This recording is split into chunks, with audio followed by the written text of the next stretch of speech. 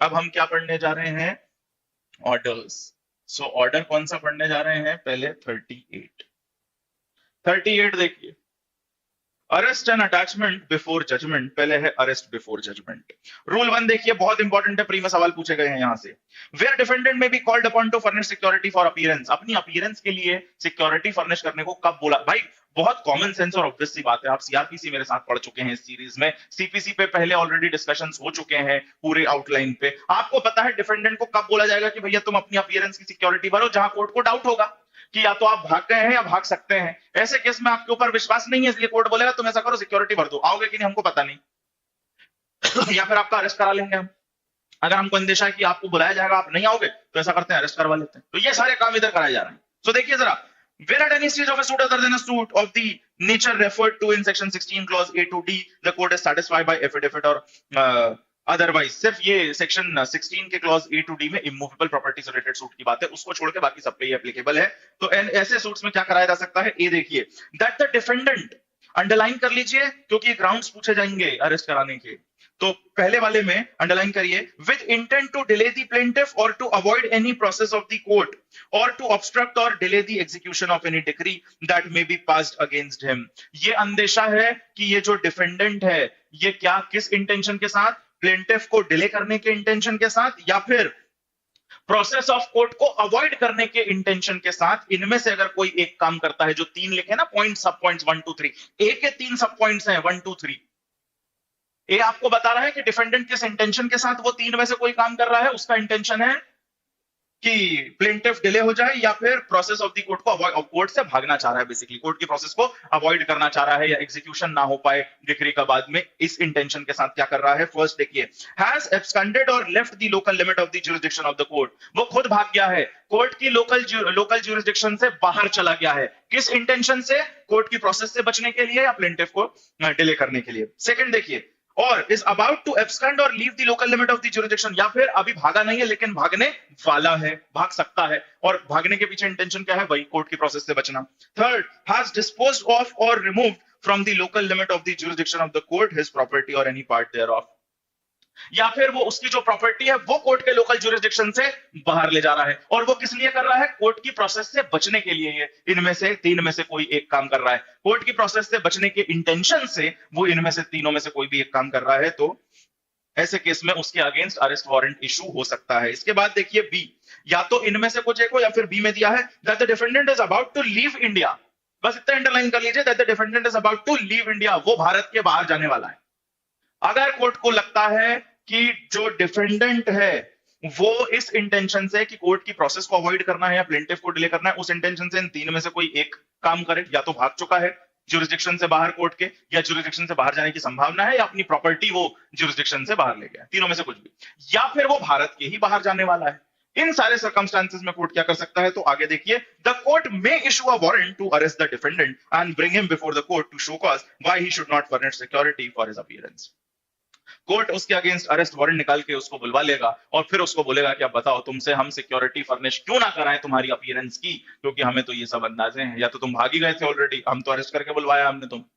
तीनों में से कुछ भी हो सकता है ना, या तो भाग गया है लोकल ज्यूरिसडिक्शन के बाहर, या जाने वाला है, या प्रॉपर्टी ले जाने वाला है, या फिर भारत के ही बाहर जाने वाला है। और ये सब वो क्यों कर रहा है? With the intention of avoiding the process of court, process of court से बचने के लिए, ताकि कोर्ट जाना ना पड़े, प्रॉपर्टी अटैच ना हो जाए, इन सब से बचने के लिए। ठीक, तो ये है भाई आपका, इस तरीके से अरेस्ट कराया जा सकता है। ये सिर्फ अरेस्ट की बात है कि अरेस्ट कराया जा सकता है, क्योंकि इनमें से कोई एक अंदेशा है हमें आपके अगेंस्ट, इसलिए आपको वारंट भेज के अरेस्ट हम करवा लेंगे। और इसके बाद आपसे सिक्योरिटी फर्निश कराई जाएगी। वो रूल 2 3 सारे बताए गए, बहुत इंपॉर्टेंट वो नहीं है, उनको पढ़ने की जरूरत आपको नहीं है। रूल 1 से सवाल पूछा जाता है, कहानी क्लियर होनी चाहिए, वो मेरे ख्याल से बैठ रही है दिमाग में कि ये चल क्या रहा है।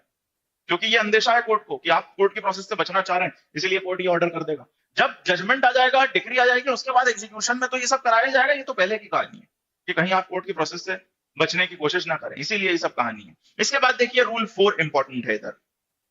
तो ऑर्डर 31 में क्या क्या इंपॉर्टेंट हो गया? सबसे पहले रूल 1, इसके बाद रूल 4। रूल 4 इंपॉर्टेंट है, इससे प्री में सवाल पूछा गया है मल्टीपल स्टेट्स में। Procedure where defendant fails to furnish security और फाइंड फ्रेश सिक्योरिटी। अब आपको बोला गया कि सिक्योरिटी फर्निश करना है, क्योंकि ये सब अंदाजे थे। आप सिक्योरिटी फर्निश अगर नहीं कर पाएंगे, अगर आप अपनी अपीयरेंस की, किस लिए कोर्ट सिक्योरिटी फर्निश करा रहा है? ताकि आप अपीयर हो, कोर्ट की प्रोसेस से बचे ना। अगर आप ये सिक्योरिटी फर्निश नहीं कर पा रहे हैं तो क्या होगा वो देखिए जरा 4 में, where the defendant fails to comply with any order under rule 2 और रूल 3, अंडरलाइन कर लीजिए, the court may commit him to the civil prison, तो तुम्हें जेल में भेज दिया जाएगा।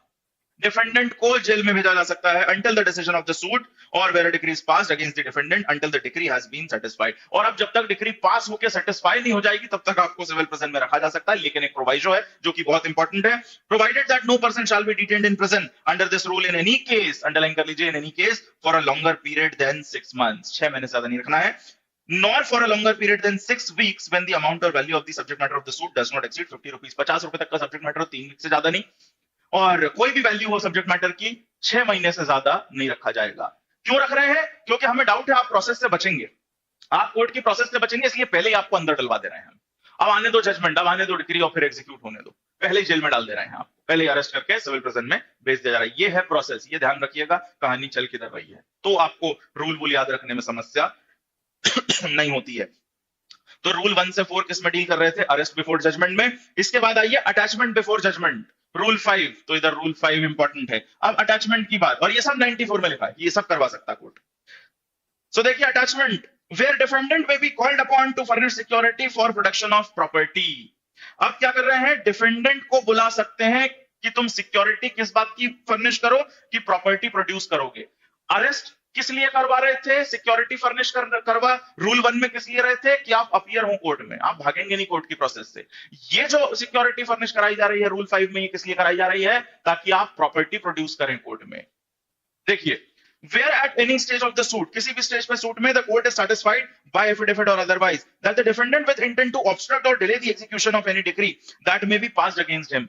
कोर्ट को सूट की प्रोसीडिंग के दौरान ही ये लगता है कि भैया अगर इसके अगेंस्ट डिक्री आई तो ये व्यक्ति डिक्री एग्जीक्यूट होने नहीं देगा, और उसके लिए ये क्या करेगा? अपनी प्रॉपर्टी ही या तो डिस्पोज ऑफ कर देगा या कोर्ट के लोकल ज्यूरिसडिक्शन से बाहर ले जाएगा। ऐसा कुछ अंदेशा अगर कोर्ट को है कि आप डिक्री के एग्जीक्यूशन को रोकने के लिए ऐसा कुछ कर सकते हैं, तो कोर्ट पहले ही आपसे सिक्योरिटी फर्निश करा लेगा या आपकी प्रॉपर्टी अटैच कर लेगा। तो देखिए आगे लिखा है, delay the execution of any decree that may be passed against him, A is about to dispose of the whole or any part of his, वो dispose of करने वाला है प्रॉपर्टी, और is about to remove the whole or any part of his property from the local limits of the jurisdiction of the court। या तो वो property dispose of करने वाला है, बेच बाच के फ्री हो जाएगा, या तो वो कोर्ट के लोकल ज्यूरिसडिक्शन से बाहर ले जाने वाला है, ताकि फिर आराम से एग्जीक्यूशन ना हो पाए डिक्री का उसके अगेंस्ट। क्योंकि आपने एग्जीक्यूशन पढ़ा है, अटैचमेंट पढ़ा है, जब लोकल ज्यूरिसडिक्शन के बाहर होती है प्रॉपर्टी तो अटैचमेंट में थोड़ी समस्या आती है, फिर वहां ट्रांसफर करना पड़ता है। इन सब पर्पसेस के अगर सूट के दौरान ही कोर्ट को लग गया कि ये ऐसा कर सकता है, इन दैट केस पहले ही उससे सिक्योरिटी फर्निश करा ली जाएगी या प्रॉपर्टी अटैच करा ली जाएगी। ये है आपका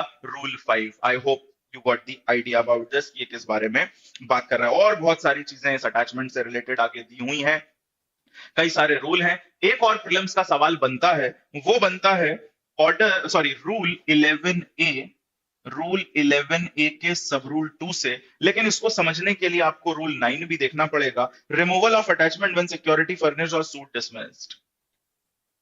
अब मान लीजिए प्रॉपर्टी आपकी अटैच हो गई है और उसके बाद अगर मान लीजिए सूट डिसमिस हो जाता है, प्रॉपर्टी अटैच हो गई है डिफेंडेंट की, लेकिन सूट किसी वजह से आगे चल के डिसमिस हो गया, तो जब सूट डिसमिस होता है तो वो अटैचमेंट रिमूव कर दिया जाता है। ये लिखा है 9 में, रूल 9 में लिखा है। याद रखने की जरूरत नहीं है, मैं सिर्फ कहानी समझ में इसलिए मेंशन कर रहा हूं रूल 9, कि अगर मान लीजिए सूट डिसमिस हो जाता है तो जो प्रॉपर्टी अटैच करी गई थी ड्यूरिंग द सूट, वो अटैचमेंट खत्म हो जाता है।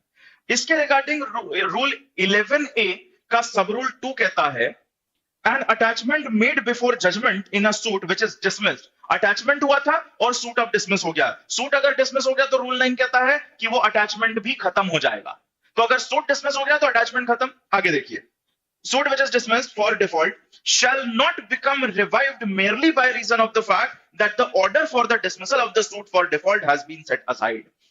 आप जरा इस कहानी को थोड़ा सा दिमाग लगा के समझिएगा तो ये रूल और इसका सब रूल आप याद रख पाएंगे। देखिए, हमने पढ़ा है कि अगर किसी डिफॉल्ट के कारण सूट डिसमिस होता है ड्यूरिंग द प्रोसीडिंग, तो उस डिसमिसल के ऑर्डर को सेट असाइड करा सकते हैं। ये अपन ने ऑर्डर्स में पढ़ा है ऑलरेडी, जो आपको मैं पढ़ा चुका हूं सीपीसी में, कि डिफॉल्ट के केस में सूट डिसमिस हो सकता है और सूट के डिसमिस होने का ये और जो ऑर्डर है इसको सेट असाइड करा दिया जाएगा। सूट के डिसमिस होने के ऑर्डर को अगर आप सेट असाइड कराएंगे तो इसका मतलब क्या हुआ कि सूट दोबारा रिवाइव हो गया है, सूट दोबारा चालू हो गया है।